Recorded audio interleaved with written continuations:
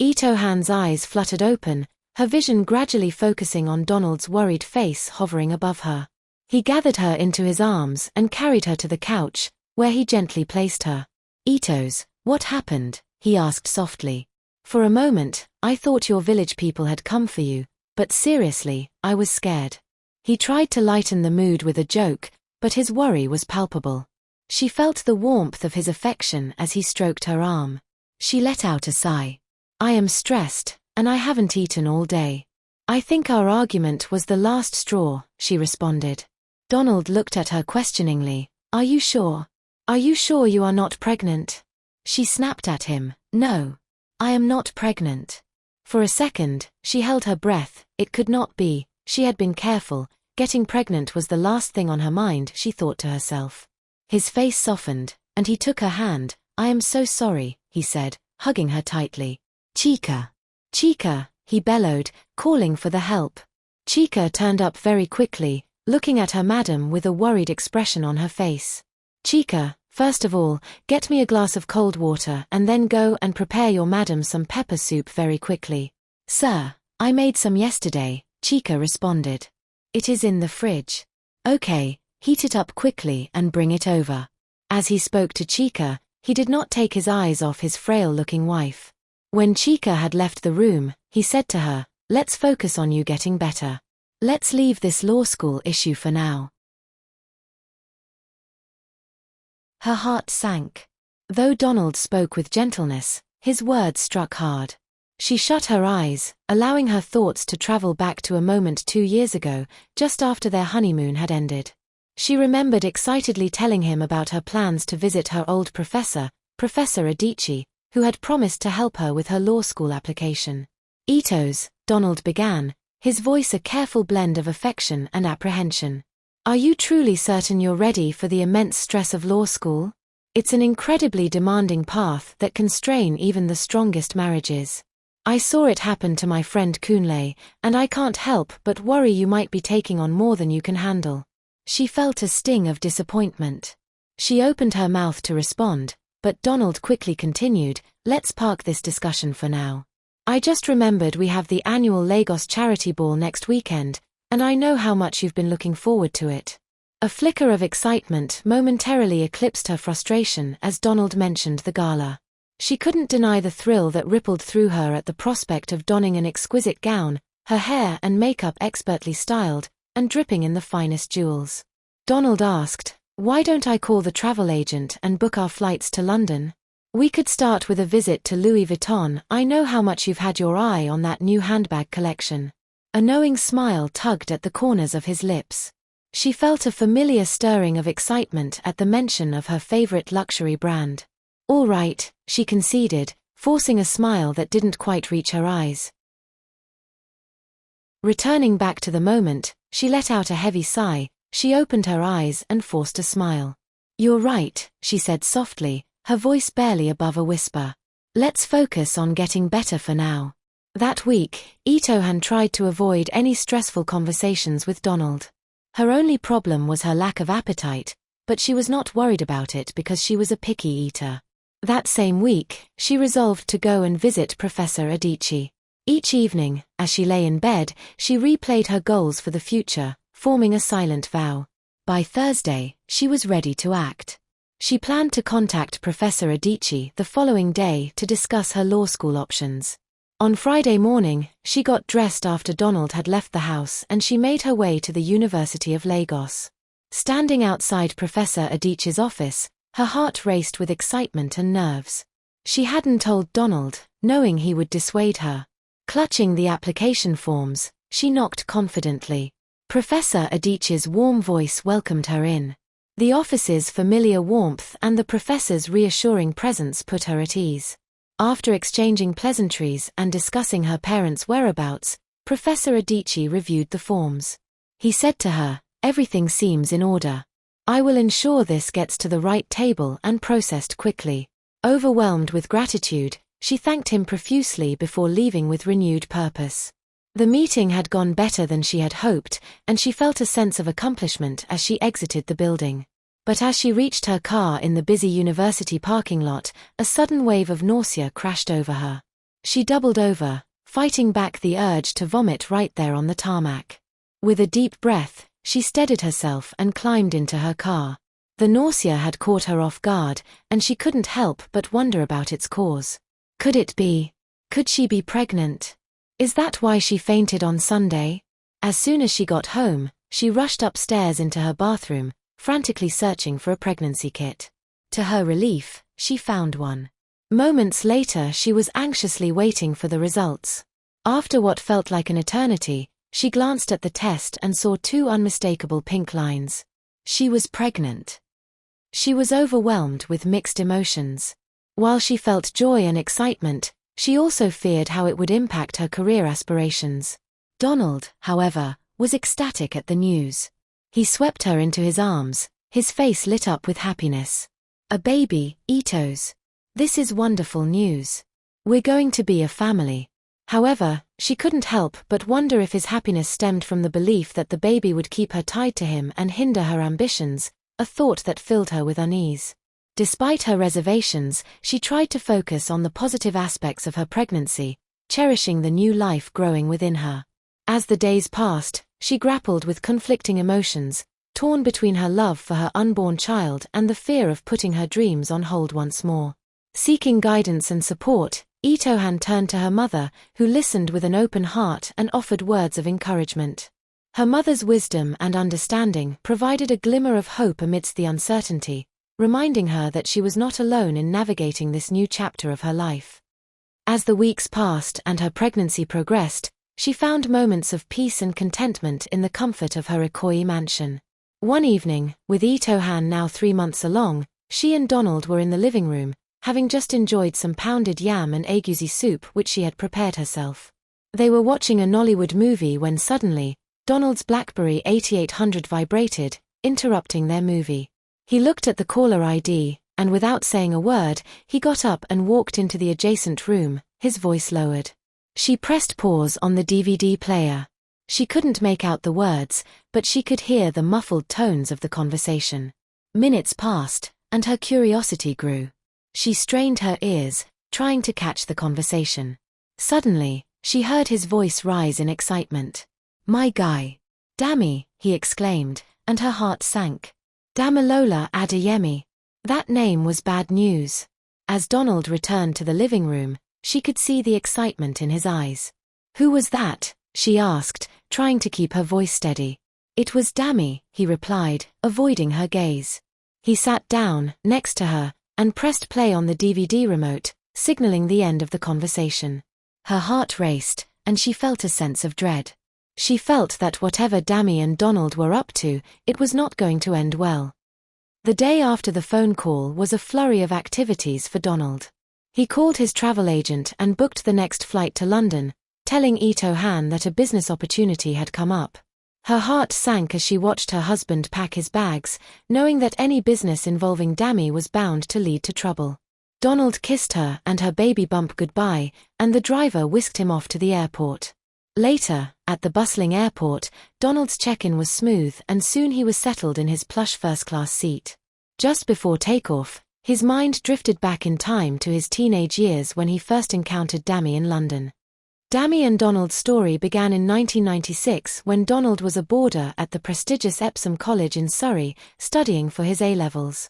One weekend, seeking a break from the relentless pressure of his studies, he and 2 classmates decided to escape to London, lured by the promise of an underground party in Peckham, known for its vibrant music scene.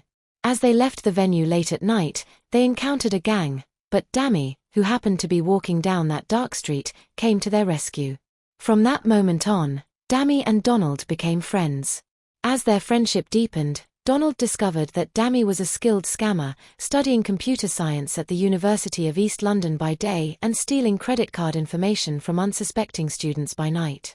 Gradually, Dami drew Donald into his world, grooming him to steal credit cards from his wealthy classmates' parents. The thrill of the theft became an addiction for Donald, the adrenaline rush overpowering his moral qualms. As a well-dressed, mild-mannered student from an affluent background, Donald was never suspected. During visits to their homes, he would sneak into their parents' studies and bedrooms, his heart pounding as he searched for the glossy plastic cards promising forbidden riches. Despite reveling in his newfound power, Donald was plagued by guilt, knowing that his actions betrayed trust and could have severe consequences. However, whenever he tried to distance himself, Dammy would lure him back with lavish spending and VIP treatment. When Donald eventually left the UK to study engineering at the University of Texas, their friendship remained strong.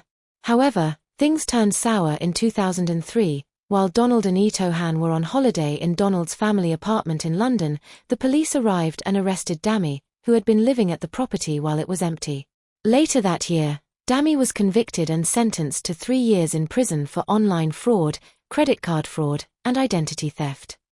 Despite the distance and the years that had passed, Donald's loyalty to Dammy never wavered. Now, as the plane carried him closer to London and the promise of another lucrative scheme, he couldn't help but feel a sense of unease. The memories of his past, his choices, and the lives he had affected weighed heavily on his mind.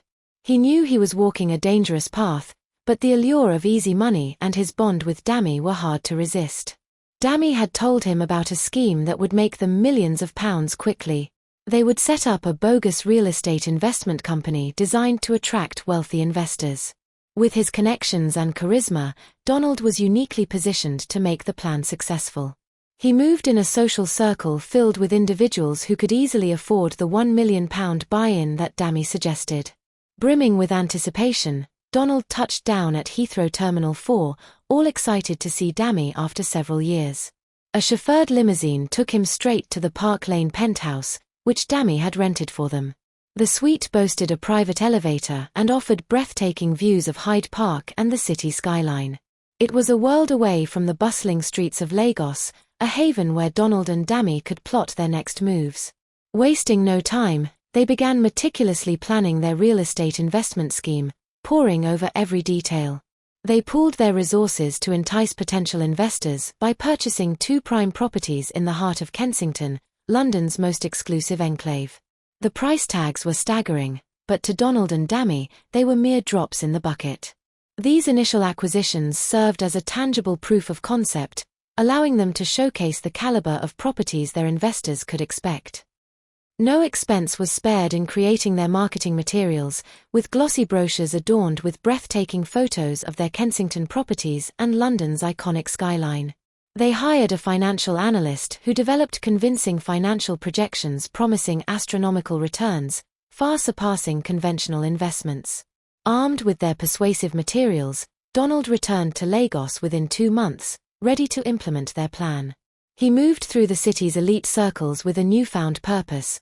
Born into wealth and privilege, he had easy access to the upper echelons of Nigerian society. He targeted corrupt senators, governors, and politicians who had easy access to funds and were eager to diversify their portfolios or even launder money. Donald started off his pitch by saying, "Imagine owning a piece of London's most sought-after real estate. With our exclusive club, you can access prime properties and unparalleled returns every quarter. And if you want to move funds discreetly, our investment club provides the perfect opportunity." The wealthy elite of Nigeria, always eager for new ways to grow and protect their fortunes, quickly bought into Donald's vision. They had no reason to doubt him, and he won them over with the brochures and his smooth talk. However, not everyone was easily convinced to part with their money. The senator's skepticism was evident when Donald met with Senator Femi Akonde. "This investment club of yours," the senator said, his eyes narrowing. "How can you guarantee such high returns quarterly? It does not make sense. What's the catch?" Donald forced a laugh, the sound a practiced mix of nonchalance and confidence. "No catch, at all. Our success is built on a foundation of astute investments and a team of unparalleled experts who work tirelessly to maximize returns. We have a network of insiders at the stock exchange, which provides us with invaluable insights and opportunities." He paused, letting the implication of his words sink in before continuing. "Of course, we're highly selective about who we bring into our fold. The substantial buy-in ensures that only the most discerning and committed investors can access these exclusive opportunities." Donald began to meticulously outline the financial projections without missing a beat, his words painting a vivid picture of the wealth that awaited those wise enough to seize this chance. Each carefully crafted sentence was designed to stoke the flames of desire, to make the senator feel as though he were on the cusp of something truly extraordinary. As he delved deeper into the intricacies of the investment scheme, his words flowed with the practiced ease of a master orator. By the end of his pitch, the senator's eyes shone with greed, his reservations melting away in the face of such a compelling opportunity. Donald suppressed a smile of triumph, knowing that he had played his hand to perfection. Donald's conversation with Senator Arconde sparked a new idea, and he immediately called Dammy to share his plan. Without hesitation, Donald put the wheels in motion and contacted each of his potential investors who had already committed to investing. He presented them with an exclusive opportunity, claiming that his contacts in the stock exchange had brought him a deal that couldn't be missed. The offer was straightforward. For an investment of £20,000, they would receive a total return of £30,000 in just 2 weeks, £10,000 profit on top of their initial capital. Out of the 125 investors Donald had lined up, 63 jumped at the chance, trusting his ability to deliver on his promise. The investors received their payouts just as Donald had guaranteed. News of this success spread rapidly, and soon, Donald's phone rang off the hook with eager investors clamoring to get in on the action. Money began to pour in, and Donald split his time between London and Lagos, juggling the demands of his growing scheme. Meanwhile, back in Lagos, Itohan was getting used to Donald's sudden transits between London and Lagos. Despite the frequent separations, he made sure to spoil her with lavish gifts, attention, and affection whenever he was home. As a grand gesture, he purchased the most recent 2005 Range Rover Vogue models, which were extensively customized and came equipped with every available feature. She woke up one morning and the Range Rover was waiting for her with a red bow. As her pregnancy progressed and she approached her 8th month, Donald spared no expense in ensuring her comfort and well-being. He whisked her and they made away on a private jet to New York, where he had secured a magnificent penthouse nestled in the heart of Central Park West. The opulent apartment, commanding a staggering $47,000 per month, served as a serene sanctuary during the final stages of her pregnancy. Donald, leaving nothing to chance, assembled a team of dedicated round-the-clock nurses to attend to her every need, ensuring that she received the utmost care and attention throughout her stay. To further pamper his beloved wife, Donald enlisted the services of a personal chef, who crafted delectable and nutritious meals tailored to her specific tastes and dietary requirements. Donald, never one for subtlety, took to Facebook to share pictures of his adored wife in their lavish New York penthouse. The images showcased her radiant beauty against the backdrop of the luxurious apartment, her smile reflecting the joy and contentment she felt in her heart. As expected, the comments that flooded in were a mix of admiration, envy, and well wishes for the expectant couple. Leave your comments below and stay tuned for part 3. Please don't forget to subscribe and hit the notification button, ensuring you'll be the first to know when part 3 is released. Share with your friends and family if you have enjoyed this story.